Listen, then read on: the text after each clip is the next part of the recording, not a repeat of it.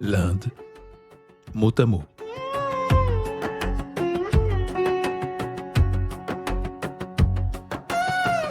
Une exploration réjouissante et érudite des maîtres mots de la civilisation indienne.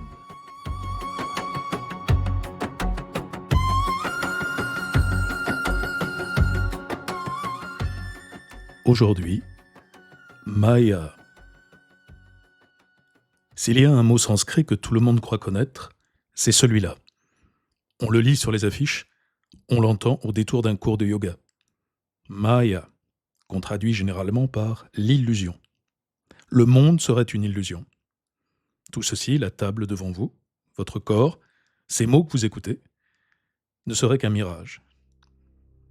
Eh bien, dans les minutes qui viennent, je voudrais vous montrer pourquoi cette traduction est un piège et ce que ce mot veut vraiment dire dans la pensée indienne.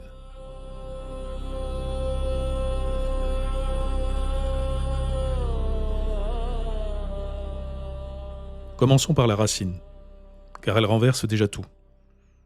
Maya se rattache au verbe sanskrit maha, qui signifie mesurer, et par extension façonner, construire, donner forme. À l'origine, Maya n'est donc pas du tout l'irréel. C'est le pouvoir de mesurer, de découper des formes dans l'informe. La puissance qui donne mesure à ce qui n'en a pas. Retenez ce fil, on y reviendra à la fin. Au départ, Maya est une puissance créatrice, pas une absence de réalité. Et de fait, dans les hymnes du Rig Veda, les plus anciens textes de l'Inde, composés il y a plus de 3000 ans, Maya ne désigne rien d'illusoire. C'est un pouvoir, et même le plus prestigieux qui soit. Le dieu qui le porte au plus haut, c'est Varuna. Varuna est sans doute le plus imposant des dieux du Rig Veda. Un souverain, une sorte de roi cosmique.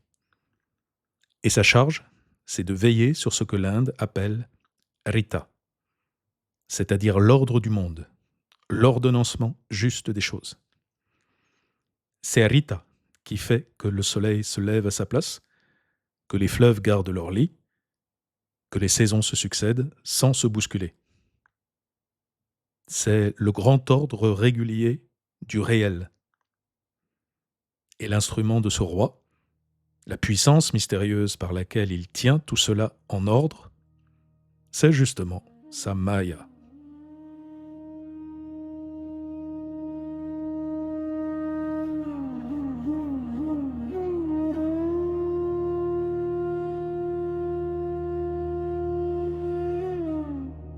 Voyez comme on retombe sur la racine Ma, mesurer.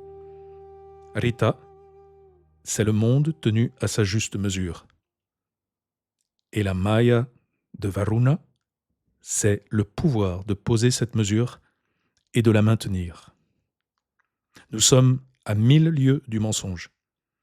Ici, Maya est un art royal, l'art d'ordonner le réel.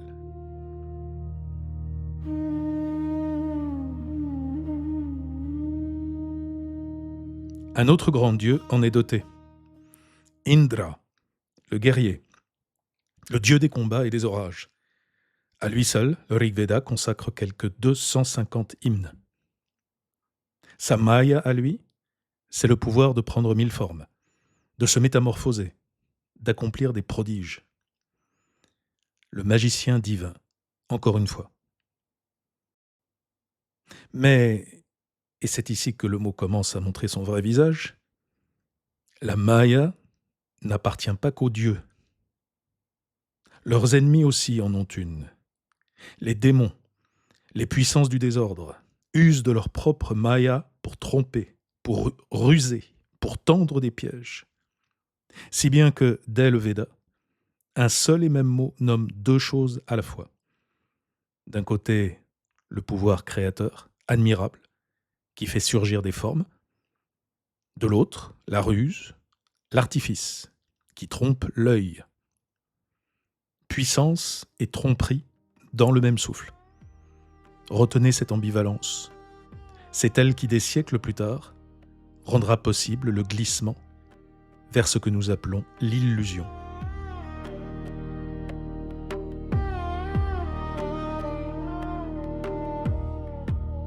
Car de ces deux visages, c'est le second, l'apparence, le trompe-l'œil, que la philosophie va peu à peu mettre au premier plan.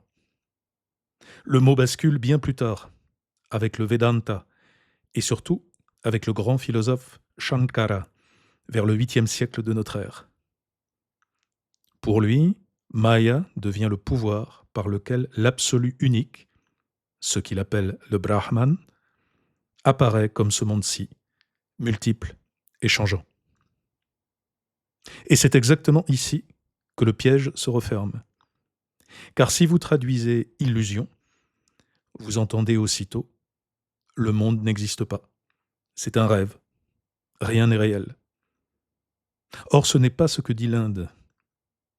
La position de Shankara est infiniment plus subtile et plus intéressante. Le monde n'est pas irréel. Il est ce que le sanskrit nomme anirvachaniya, littéralement indéfinissable. Ni tout à fait réel, ni tout à fait irréel. Un entre-deux. Alors ce serpent, était-il rien ? Non, vous l'avez bel et bien vu. Votre peur était réelle, et votre bon aussi. Mais était-il vraiment là ? Non plus. Il n'a jamais existé comme serpent. Le monde, dit l'Advaita, est comme ce serpent. Il n'est pas un néant. Il est efficace. On y vit, on y souffre, on y aime. Mais il n'a pas la réalité ultime, absolue, que nous lui prêtons spontanément. C'est pourquoi la tradition distingue deux plans. Le réel empirique, le vyavaharika, celui de la vie courante, où le monde est parfaitement réel et où l'on ne cesse évidemment pas de manger sous prétexte de philosophie. Et le réel absolu, le paramarthika, où seul demeure le Brahman. Maya, c'est précisément ce statut intermédiaire, une apparence réelle, mais dépendante.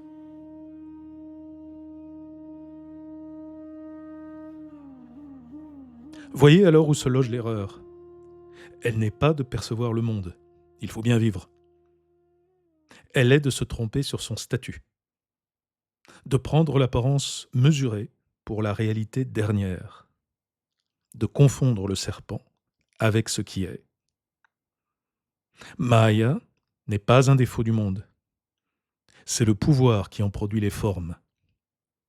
Le défaut, s'il y en a un, est dans notre regard, qui prend la forme pour le fond.